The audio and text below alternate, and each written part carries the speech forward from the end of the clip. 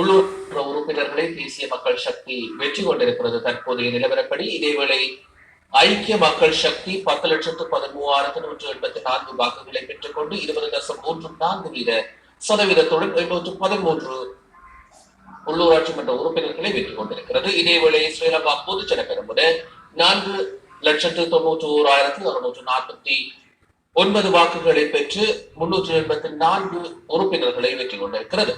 இதேவேளை ஐக்கிய தேசிய கட்சி 2,43,367 வாக்குகளை பெற்றுக் கொண்டு 191 உறுப்பினர்களை பெற்றிருக்கிறது. இதேவேளை மக்கள் கூட்டணி 184,379 வாக்குகளை பெற்று 150 உறுப்பினர்களை இங்கே பெற்றுக் கொண்டிருக்கின்றதை நாங்கள் அவதானிக்கக்கூடியதாக இருக்கிறது. மேலும் ஏனைய கட்சிகளாக 9,97,721 வாக்குகள் ஏனைய கட்சிகள் என்ற வகையில் இங்கே கிடைத்திருப்பதை நாங்கள் அவதானிக்கக்கூடியதாக இருக்கிறது. குறிப்பாக வடக்கு மாகாணத்தை வரையில் தமிழ் கட்சிகளின் ஆதிக்கமே அங்கு அதிகமாக இருப்பதை இங்கே காணக்கூடியதாக இருக்கிறது. மேலும் பல இடங்களில் ஐக்கிய மக்கள் சக்தியும் வெற்றியை பெற்றிருக்கிறது. அதை தவிர்த்து ஏனைய பல பிரதேசங்களில் அங்கே தேசிய மக்கள் சக்தியுடைய வெற்றி என்பது மிகவும் அதிகமாக இருக்கிறது.